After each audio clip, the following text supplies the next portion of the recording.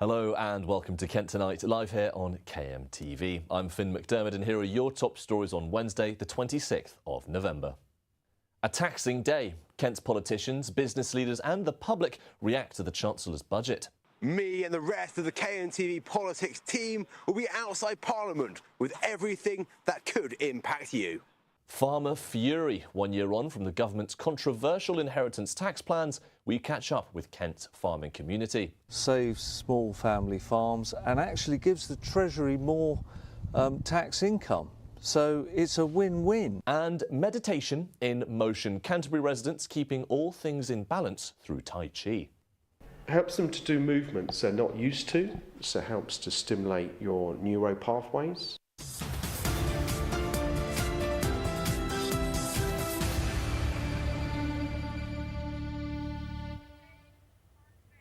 But first tonight, households and businesses across Kent will face sweeping tax, welfare and cost of living changes. This is all part of proposals put forward in the Chancellor's annual budget. From a levy on gambling to a so-called mansion tax on high-value homes, the package amounts to £26 billion in tax rises. However, many of the changes were already known. This happened before the Chancellor spoke today because of the Office for Budget Responsibility accidentally publishing their full analysis online early. Here's what happened in the Commons this afternoon. I said there would be no return to austerity, and I meant it. This budget will maintain investment in our economy and in our National Health Service. I said I would cut the cost of living, and I meant it. This budget will bring down inflation and provide immediate relief for families.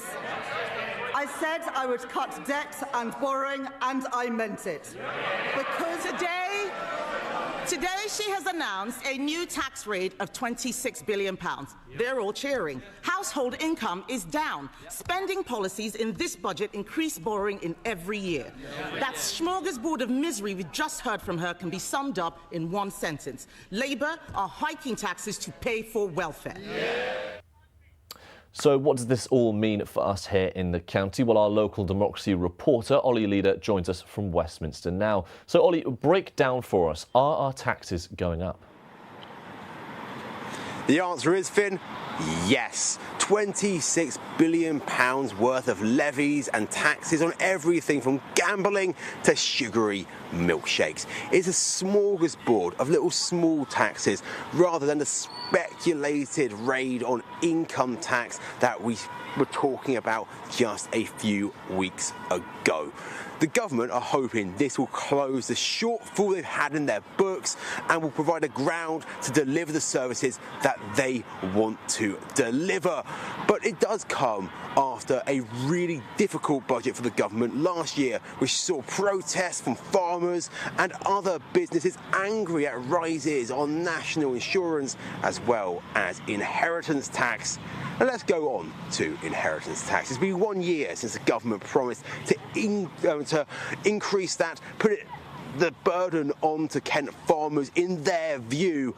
And our reporter, Megan Shaw, she's been out speaking to Kent farmers to see what the government's last budget, 12 months ago, meant for people here in Kent. We all know Kent as the Garden of England. But with 70% of the county comprising farmland, the most in the south east, is it also the farm of England too? This makes today a very important one for Kent's farmers, a year since a fatal blow to farmers' so-called prosperity. In November 2024, farmers from across the county descended on Whitehall in a mass protest against the government introducing an inheritance tax on farmland worth over £1 million. But that was a year ago. Now, with the second Labour budget upon us, I'm at J.L. Baxter's, a fruit farm just south of Maidstone, whose owner, Clive Baxter, is urging the government to reconsider. We're still trying to convince the government that they've made the wrong decision. I represent the NFU, and the NFU as a body gets what the government's trying to do, and actually in some ways we're supportive, and we're proposing a tax that gets to those people sheltering their wealth to a degree, saves small family farms and actually gives the Treasury more tax income.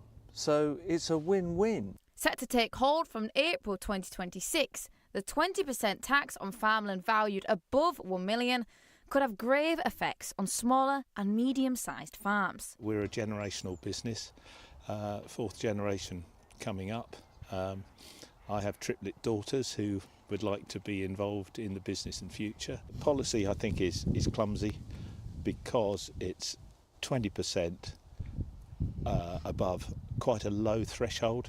I mean, people might think £1 million is an awful lot of money, but you soon invest that in, as I say, machinery and particularly farmland. It soon mounts up. The Minister of State, Food Security and Rural Affairs confirmed, ahead of the budget, that the farmer's inheritance will not make a U-turn.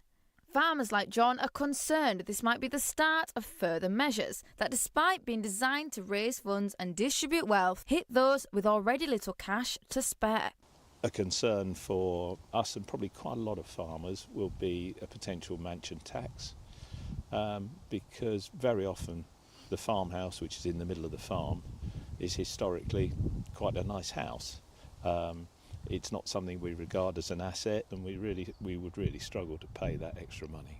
Megan Shaw for KMTV in Sevenoaks. Well, Ollie, it's quite loud down there, but can you describe what the mood's been like outside Parliament today? I'm not sure if you can hear that, Finn. You can hear the sound of a farmer honking on their tractor's horn. They've been driving past us just a few moments ago when we were in that piece from Megan just there. It is a pretty eventful day in Westminster. You have the whole world's media descending on College Green. You have different protest groups making their voices heard just outside of the security perimeter. We've seen farmers down here still angry, as we heard in Megan's piece. But there is some good news, I think, for small businesses. That's according to Labour, cutting through the noise we've heard just there, such as a reduction in business rates that could help small businesses in North Kent and other parts of the county where the high street is really under threat. Of course, this is going to be offset slightly by that rise in national minimum wage to over £26,000. Great if you are a minimum wage worker. If you're a business hiring people, that might put you off increasing your staff roster. But what do MPs make of it? Well, I spoke to Tris Osborne. He's a Chatham and Aylesford Labour MP. Here's his thoughts about what this all could mean for businesses in his constituency. Also looking at ways of ensuring that high streets can compete more on a level playing field with some of these online operators where people are purchasing. And as you've just correctly said, we're going to be offering training and apprenticeship levies to support younger people into work. And of course, we're raising the minimum wage for those youngsters as well. So we're giving that support for young people to progress in life. The other big thing that could impact you if you're watching this right at home is the fact that the income tax bands aren't going up with inflation. That means, it sounds technical jargon, right? What it really means, if your wages are going up to match inflation, you could end up being dragged into a higher income tax bracket, especially if minimum wage is also going up as well. This could cost you more money. This could be effectively an increase in income tax for some people. It's not the big talented raise on income tax we heard about earlier on. There's a worry about that, and the government does say it's going to raise billions of pounds to help plug that shortfall they mentioned. The other thing for people watching at home, if you're in the southeast of the county, you may be in a larger house, particularly if you're a farmer or live in the countryside. You could end up on the mansion tax that we've heard about. Big £2 million properties getting an extra levy on them in addition to council tax. That is going to be big if you live in one of those properties, though the government says it's basically putting the burden on the broadest shoulders. If you have a really high value home, they say you're probably going to be able to afford to pay it. So those are some of the big elements. Also, pensions are going up. The government are cracking down on salary sacrifices, putting a levy on people sacrificing salary to boost their pension pots. So there are a bunch of different checks and balances here, things offsetting other financial choices, and that's going to have a huge impact on different groups here in Kent. In the coming days, we're getting a reaction from all different sorts of people, from councils all the way to hospitality. Later in the programme, in fact, we're speaking to Jonathan Neame, the head of Shepherd Neame, the big brewery here in Kent. And our politics producer, Megan Shaw, we're going into some of the details about one of the biggest policies I haven't talked about. That, of course, the two-child benefit, which is going to be scrapped, meaning if you have 3 kids, you might be able to get those additional benefits, helping bring children in Kent out of poverty. But it is a pricey measure. So that's what we will really be discussing later on in the programme. But to answer your question at the beginning there, Finn, taxes will be going up. There's no question about it. But whether or not that will help boost public services is another matter as well. As Ollie said there, we'll be coming back to Westminster with all the latest from the budget. But before that, we'll have some sports and health news in the next part of the show. See you in just a few minutes.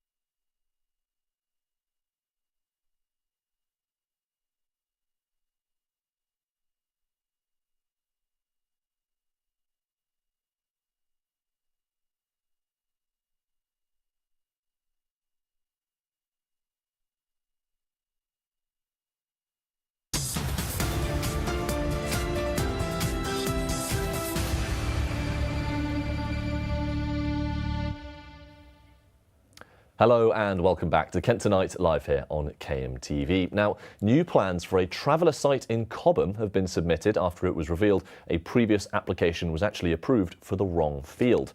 Permission was granted for one mobile home, a touring caravan and a day room on a plot near White Post Lane earlier this year. The proposal had originally been refused but was given the go-ahead after an appeal. But it has since emerged the application was mistakenly made for a different plot. Now, plans have been submitted for 2 traveller pitches on fields adjoining the approved site. Next, the boss of Chalkwell Coach Hire has slammed Swale Borough Council's decision to shut public toilets at a Sittingbourne shopping centre. Roland Eglinton says the closure at the Forum Shopping Centre shows a shocking lack of consideration for his drivers' welfare. The block is the closest to the town's bus hub and is used by his staff throughout the day. But the council say the toilets will cost thousands in maintenance fees and was one of 3 facilities people surveyed said they would prefer to close. The authority is also working with local businesses and partners to create a community toilet scheme. And with all the sporting headlines, here's Etterly Reynolds.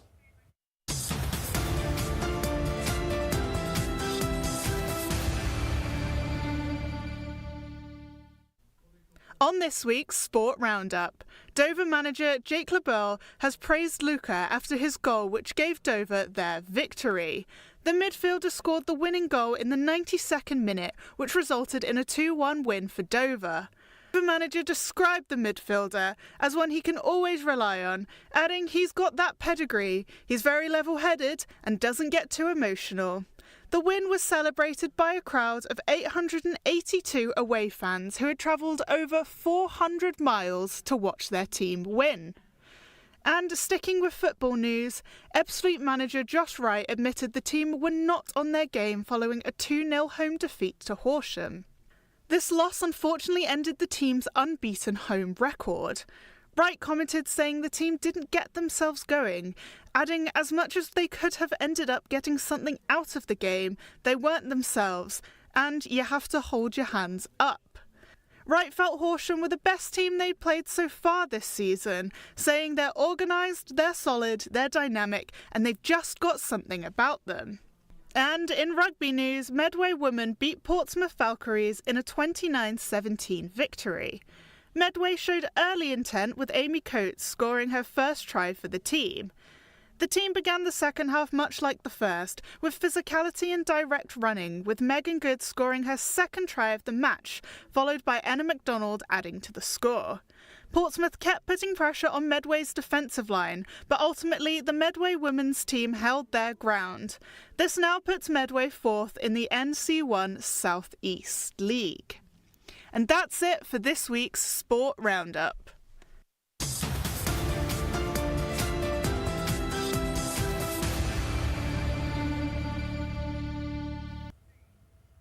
Now it's time to take a look at the weather.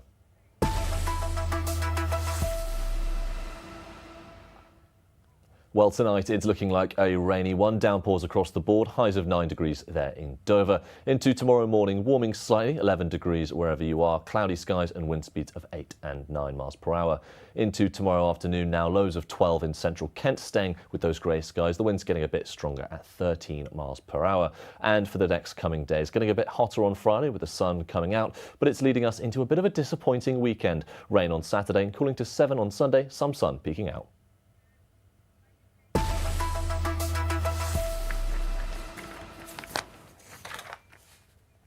And now we are joined by our resident health expert, Dr. Julian Spinks. And in keeping with today's budget, we'll be focusing on some of the health headlines from the Chancellor's announcement. So thank you for joining us, Julian. First of all, the government has announced some new changes to the soft drinks industry levy, better known as the sugar tax. How big of an issue is obesity here in the UK and in Kent? It's an enormous impact on people's health and on the health service. Being overweight increases your risk of things like diabetes and heart disease and liver disease. And on top of that, you get increased problems with joints because if you're walking around with the extra weight, you wear your joints up more. That impacts individuals, but also the NHS is having to spend more and more money to treat people with the effects of obesity. I see. I'm going to ask you about that further. What strain is obesity placing on the NHS? Well, all of those additional diseases being caused by it is increasing the demand on NHS services. And so it means we're having to work harder to stay still. And there's an accelerating amount of this if you compare it with, say, 30, 40 years ago, where obesity was nowhere near the same amount of problem. I see. And back in 2018, the Conservatives started the sugar tax. In your experience, has that had any effect on obesity up until this point? It's very difficult to prove it because there are other factors pulling and so on. What we can see is a dramatic drop in the number of people drinking sugary drinks, and particular children doing that. And also, equally importantly, the manufacturers have shifted. They've moved a lot of sugar out of their drinks to get them below the limit. So, without people having to change what they drink, they're actually having less sugar. I see, and you mentioned having less sugar there, but the government has also lowered the sugar content threshold at which this tax applies from 5 grams to 4.5 grams of sugar per 100 millilitres. How impactful do you foresee these changes being? It's a small change, but again, the likelihood is manufacturers will drop their sugar content further to meet that amount rather than have to face paying or charging people for more money. So that's the main impact of that change. And the sugar tax is also being extended to cover high sugar milk-based drinks from 2028, January 2028, I believe. How unhealthy can some of these beverages be? Well, I have one. All right. Right here, which is an iced coffee I've got out of a machine outside, actually. And amazingly, that little can there has got the equivalent of 5 1/4 teaspoonful of sugar. So there's an awful lot of it. It's about 8.8 grams per 100 millilitres when you realise the new limit is going to be 4.5. So people are drinking this thinking it's not going to be as unhealthy as fizzy drinks. In reality, it's loaded with sugar. And the same thing happens with a lot of milkshakes as well.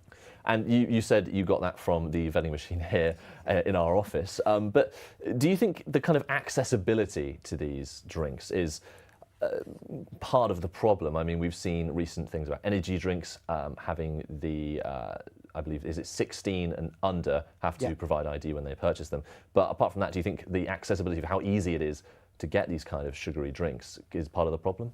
It's incredibly easy to get them, whether it's from a machine or for a shop or a supermarket. And the problem with the milky drinks is people are being fooled into thinking that somehow they're going to be healthier than just general water-based fizzy drinks, when in reality, because of the amount of sugar they put in them, it's having a similar impact on people's health. I see. And fruit juices, alcohol-free beer, wine and meal replacement drinks, they don't pay this tax. Do you think they should? I think we need to be looking at the sugar content of those as well. The meal replacements in particular, because it's surprising how much carbohydrate and sugar and things are in those drinks. Although they talk about being high protein, often they have high sugar as well. So it is something we need to inquire about, but let's take this step by step. And in terms of alcohol, do you think in the budget the duty maybe should be raised to kind of ward people off, because alcohol can also contribute to obesity? Well, there's a balance to be had. We want people to be able to enjoy life. We don't want them to drink excessively in alcohol. And at the moment, I think we've got the balance about right. But it's sad that it's not going to go up to keep pace with inflation. So relatively, alcoholic drinks will become cheaper. I see. And with this sugar tax, obviously, it's going to hopefully bump up the prices. Do you foresee that raise in price, maybe hopefully having less people going out and buying these kinds of drinks? Well, the evidence so far is it's shifting people away from sugary to less sugar drinks. And I think the likelihood is people will start to avoid more expensive, more sugary drinks, and the manufacturers will take the sugar down so they don't have to put the prices up. So again, people will end up having less sugar in their drinks. And obviously this isn't an overnight fix. Do you foresee this being something that's hopefully worked out over a series of years, or what do you sort of estimate the impact of this being immediately? It's part of a process. We need to re-educate people about eating healthily food. We need to get them to do more exercise. All these things to drop obesity. Just dealing with drinks is not going to be the fix. And we've talked a lot about the actual sugar tax, but how does sugar actually impact us and our health and our bodies? Well, the sort of sugar you're seeing in these drinks, it gives you empty calories. And so the effect is that it makes you put out more insulin. That excess insulin then ends up increasing your risk of having diabetes, type 2 diabetes, puts your weight on, affects your heart and so on. So all of it's not a good idea to have. And in your experience as a GP, as we're getting closer and closer to the Christmas season, do you think there's more and more of people having sugary foods, whether it's chocolate on Christmas Day or or maybe even in January as we get into the new year? Well, when I started, and I was young, advent calendars, none of them had chocolate in, which is interesting. Oh. So people get chocolate every day in the lead up. But I don't want to be a party pooper. To be honest with you, we should be able to relax at some point. And sort of relaxing your diet for one day over Christmas is not going to be a big problem. Okay, well, you heard it here first, viewers. Not going to be a big issue. Thank you so much for joining us on that, Julian. And yeah, well, any last messages to people to stay healthy over Christmas? I think the answer is, everything in moderation. Relax and enjoy yourself, but just think a little bit about what you eat, what you drink. Absolutely. Well, thank you so much for your time, Julian. Well, unfortunately, it is now time for a break. Just like Julian said there, you can have a break on your diet over Christmas, but as he mentioned, everything in moderation. But when we come back, we'll be returning to our top story that is, of course, all about today's budget announcement and the impact it'll have on us here in Kent, whether it's income tax, whether it's some of these gambling levies, or as we just spoke about, the sugar tax as well. But it's not just sugary drinks. We'll also have Jonathan Neame, the chief executive at Shepherd Neame Limited, talking to us about how this budget will actually affect alcoholic drinks and the pubs. And we'll also be joined back with Megan Shaw live from Westminster, where her and the local Democracy Reporting Services Ollie leader have been speaking to MPs about this all day. We'll have all that and more. See you shortly.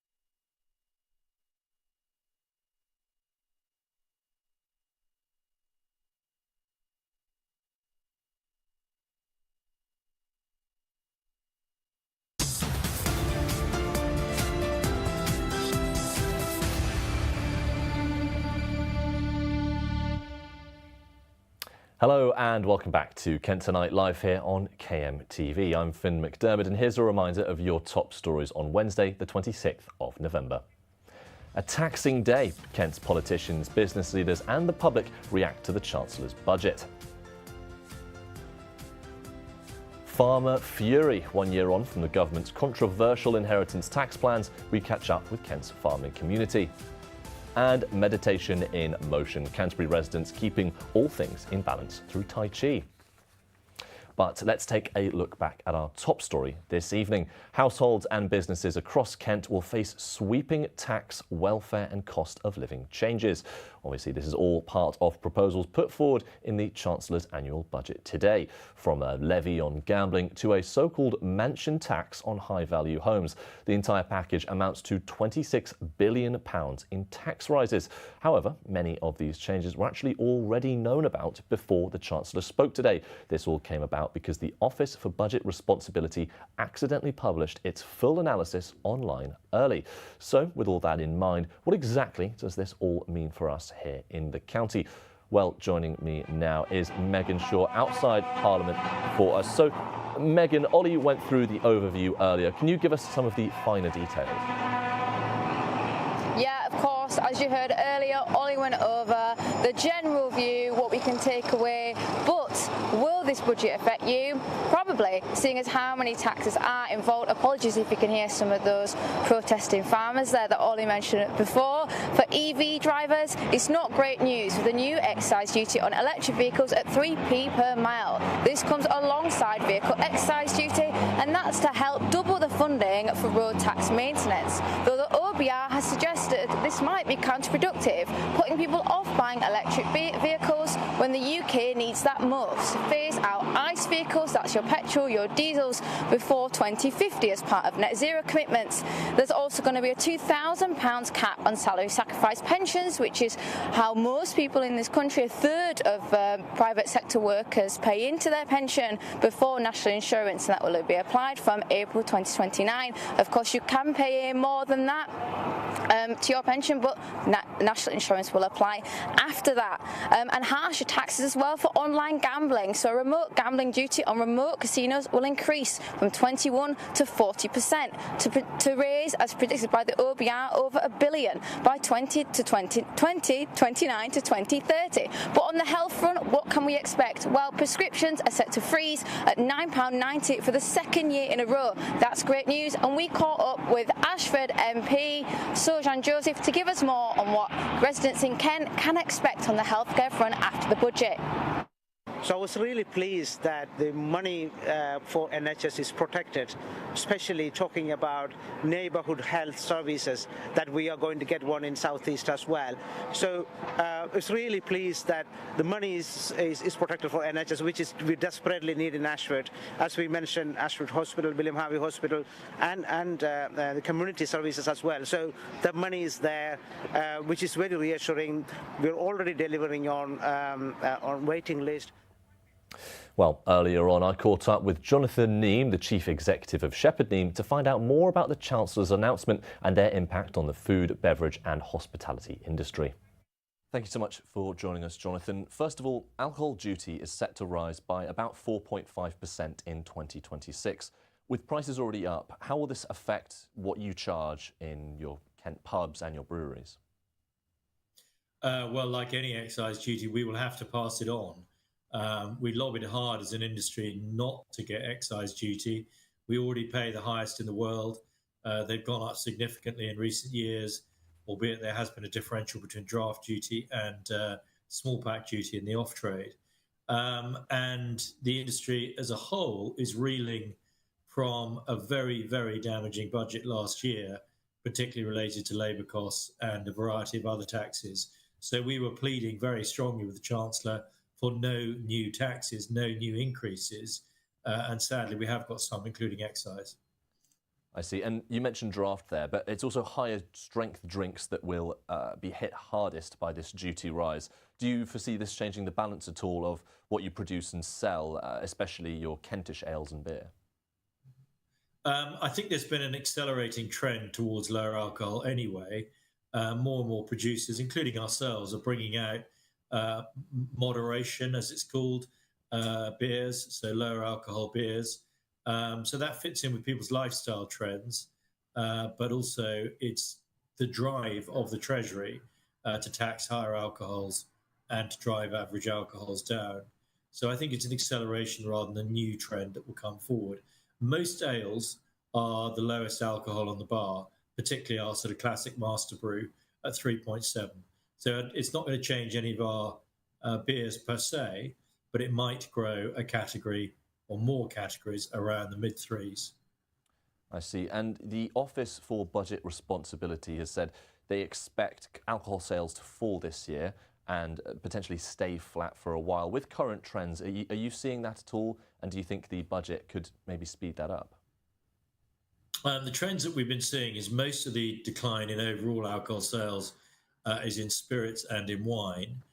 Beer as a category has been reasonably resilient.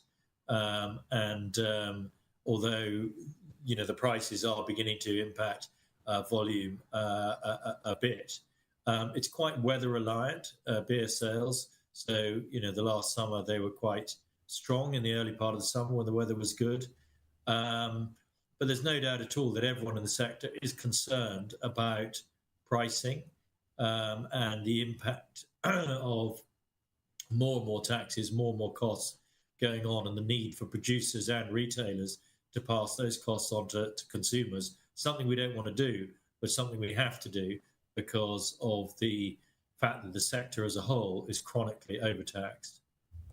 I see. And coming back to those trends for a moment, do you expect footfall or buying habits to change? Obviously, you mentioned that they change over the seasons, but in your experience, do higher passed on prices reflect in terms of numbers of people through the door buying drinks?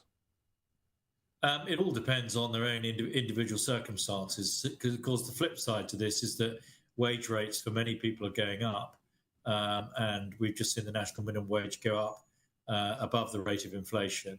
So, there's a relative rebalancing there. But, of course, some people, depending on your earnings, will be experiencing significantly higher tax rises. So I think there will be individual changes of behaviour according to age, job, lifestyle, etc. I see. Thank you so much for joining us. Thank you. And Megan, tell us a bit more about what's been called the milkshake tax. Yeah, of course, you had that chat earlier with Dr. Julian Spinks, but just to clarify, previously, under the sugar tax, milk-based prepackaged drinks did not apply. So in this case, kind of your packaged iced coffees, your milkshakes, now they will, despite being previously exempt. So that means, like, just when you bought a meal deal before and you added a can of Coca-Cola, the price went up a little bit. This is something that's going to happen again with strawberry milkshakes, your iced lattes. The levy is also going to be lowered as well, so it will be much tougher. So now you just need 4.5 grams per, you need 5 grams, not 4.5 as it was before, grams of sugar per 100 mils for this to apply. And this has been brought in to try and lower obesity. But one of the biggest, which is obviously a health issue, but one of the biggest drivers of poor health, a big factor in health, is actually poverty. Poverty there's been a lot of talk about scrapping the two-child benefit tax cap. Tell us a bit more about that.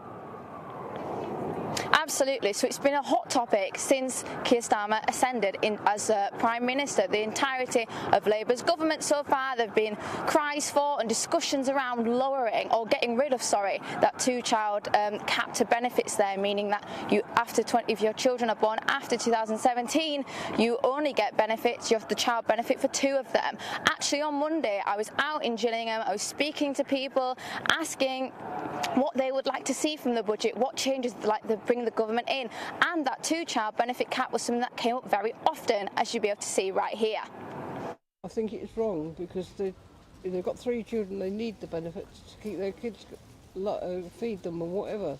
And I think it's disgusting, really, in a way. How can people only have 2 children and then be penalised for it? It's ridiculous. Poor people generally have more children because it gets, it's tougher for them to survive. So to take it out on kids like that is outrageous. If you're claiming money for multiple kids but that money is not being spent on your kids, then personally I don't think you should be entitled to it.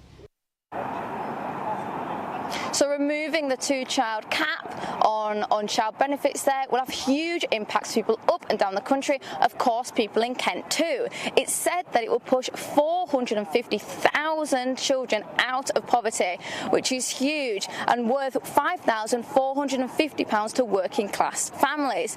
The Chancellor herself, Rachel Reeves, said the biggest barrier to equal opportunity is child poverty, and that will have knock-on effects across all areas. If that's education, if that's health, reducing poverty will of course benefit these areas too. As for Ken, earlier today I spoke to the Gravesham MP, Dr Lauren Sullivan, and she said how removing that cap will improve lives of children across Kent. Removing the two-child benefit cap is going to mean that 3,000 children in Gravesham are now going to be lifted out of poverty. I mean, that is just in one foul swoop, one signature can do that. I mean, that's incredible, and this is why I came into politics, to do things like this. The other thing about breakfast clubs, we've got 4 or 5 new schools in Gravesham that are now going to be taking up the free breakfast club. Great to hear more details of the budget there from our reporter Megan Shaw. Now, that is all for this part of the show, but when we come back for the final part, we'll have Naila Mohammed taking us through the formal election of Dame Sarah Mullally, the 106th Archbishop of Canterbury. And you'll also get to watch me try my hand at Tai Chi, supposedly to help rejuvenate the people's health here in the area of Kent. But like I say, that's all the time. We'll be back in a few minutes.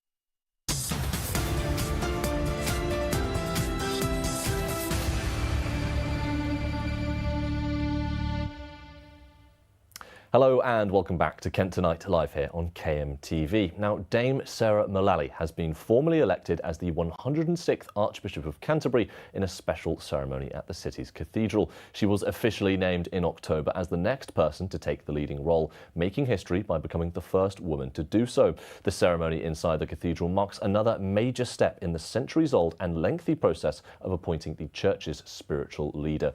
Our reporter Naila Mohammed joins me in the studio now. Naila, talk us through what happened yesterday. So what happened yesterday was just the first formal but essential stage in appointing a new archbishop. It's, as we mentioned, it's a long and lengthy process that's been spanning centuries now. And so yesterday, the College of Canons met in Chapter House in Canterbury Cathedral, where they officially elected Dame Sarah Mullally as the 106th Archbishop of Canterbury. Now, what's bizarre about this is she wasn't present at her own election, but that's very standard for this type of ceremony anyways. Instead, the Dean of Canterbury, David Monteith, oversaw the ceremony with a list of invited observers and legal officers. And then after the ceremony, a certificate with the Canterbury Cathedral seal was sent over to King to show that the election has happened. And as of yesterday, she was officially known as the Archbishop of Canterbury-elect. Right, and a big step, really, for her and the church. But it's not the end of the process, is it? Absolutely. I mean, for the moment, she's still known and recognised as the Bishop of London. The next key moment is the confirmation of election, which will happen at St Paul's Cathedral in late January next year. And this is when she legally becomes the Archbishop. And then after that is this enthronement ceremony, which is just as big and glamorous as it sounds. That'll happen mid to late March, and it's very much a public ceremony as well. And she's stepping into what is quite a sensitive time at the church, and obviously a very big role. Tell us about that and that sort of impact. Absolutely. So Dame Sarah is going to be taken on from Justin Welby, who formally resigned as Archbishop back in January earlier this year, after he received a lot of criticism over his handling of a safeguarding scandal. And so Dame Sarah, she has been upfront about this scandal. I mean, some of her first remarks since being designated last month has very much recognised the scandal. And in her words, she's acknowledged that the church has a history of safeguarding failures and a deep harm and mistrust with the public and within the religion. But she's coming into the role and she's setting out a really hopeful tone. And in her words, she wants to be, what she says, a shepherd who enables everyone's ministry and vocation to flourish. So being the 106th Archbishop now and the first female Archbishop of Canterbury, it's a really historic moment in the religion. But this does mean that her appointment will undoubtedly come with significant challenges as well. Absolutely. Well, thank you very much for bringing us, as you say, a very historic story, Naila. Next, a former Margate hotel is set for a multi-million-pound overhaul into council homes. Bicken Hall in Cliftonville is believed to date back to the late 19th century, and it was last used for Thanet Council's RISE project, which helps those who are rough sleeping and are most in need of support. But now the site is set to be turned into 6 two-bedroom flats and 3-bed flats after getting the green light at a planning committee this week. The properties will be council homes, and the RISE project is set to move to a council-owned building in Grosvenor Place. Next, more than a dozen new jobs are expected to come to a Sittingbourne factory after a multi-million-pound investment.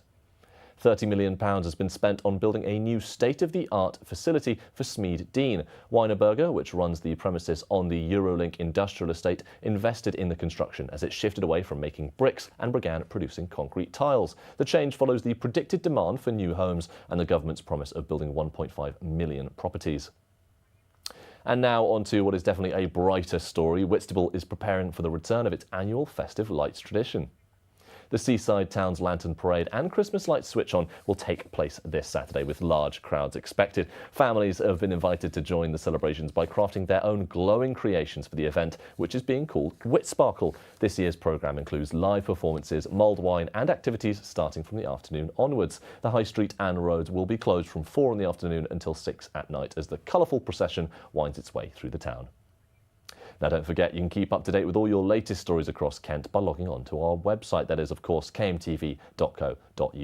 There you'll find all our reports, including this one about a charity in Herne Bay which has received a King's Award for their work.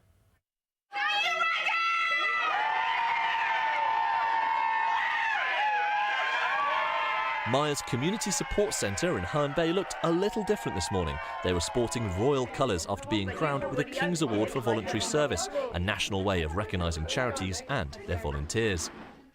The food bank has been open for 3 years and makes sure people can access food, clothing and other basic essentials if they're struggling. It's been a long road to this, but how did the charity get on the royal radar in the first place? They came to us and they researched all our services, and what they said is, you are like an all-inclusive holiday. You have everything. That's what judges say. It's literally all-inclusive service. Whatever people need, we have it. And it's all from waste. We reduce massive amounts of waste. We are the bridge between people in need and a waste. We reduce a lot of carbon offset. Carbon offset is one of the main topics, and poverty. We give the waste to the people in need. We are that bridge. Now, Myers has been going as a charity for about 3 years, and during that time it's been helping the community here in Herne Bay, and it's also been winning awards. But what makes this award particularly special isn't just the fact that it comes from the King, but also that it highlights the efforts of their volunteers as well. Well, we've got a whole team of volunteers. Some you see, some you don't. We've got people who work behind the scenes.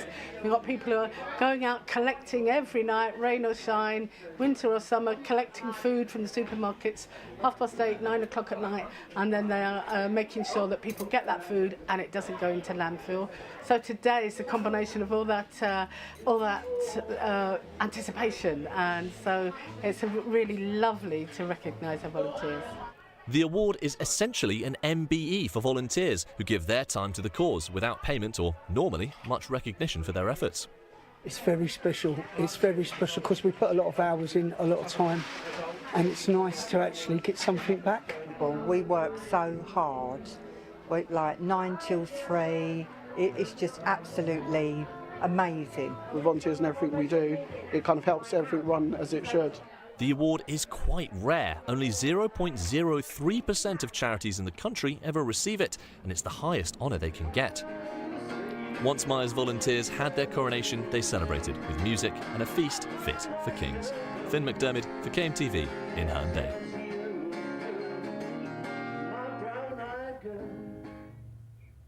Well, now it's time to take a look at the weather forecast.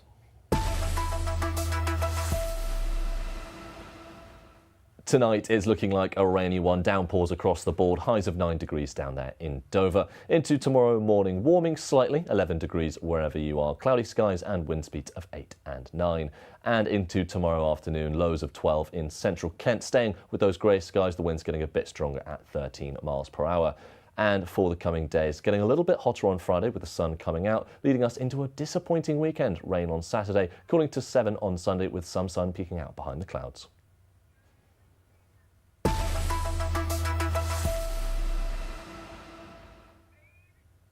And finally, instead of chopping, kicking or hitting, a group in Canterbury have taken a more relaxed approach to martial arts. The practice of Tai Chi is popular in Southeast Asia, but a class in Barham have also picked up the activity in a bid to improve both physical and psychological health. Well, I joined them earlier.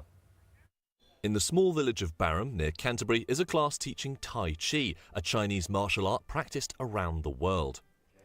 Although it has its roots in combat, in the modern day it's mostly used as a form of exercise with slow, low-impact movements to help people with their health. It's often called meditation in motion.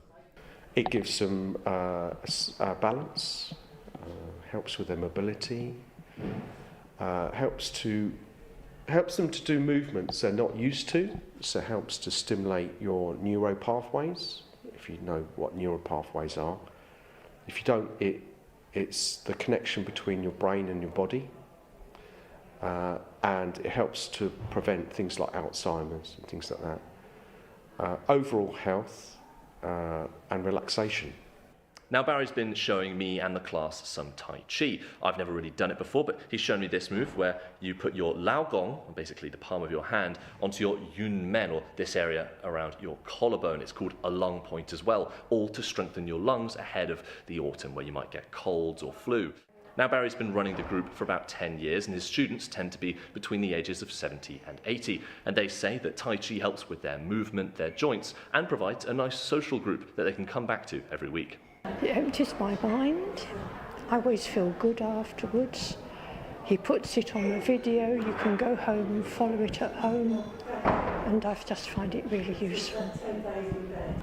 I feel much better after a session. I feel that I've been exercising my body, especially balance, because I think balance is very important, especially as you get older. Our balance can go a bit. I find it very, very helpful. And apart from the sociability of it all, you know, with a group, you seem to concentrate more on what you're doing. Naturally, I had to have a go myself, and it did feel quite good, quite calming, like a meditation, although my balance might need work. There was also a lot of emphasis on natural movements, like making sure we aren't moving our arms on their own, but instead using the whole body for motion, starting with our hips and shoulders. Now, while it was a good stretch, I think I'd need to come back a few more times before I could look like I had any idea what I was doing. Finn McDermott for KMTV in Barham. Very fun there to join the group and try my hand at some Tai Chi. Well, that is unfortunately time on the show as well. You've been watching Kent Tonight Live.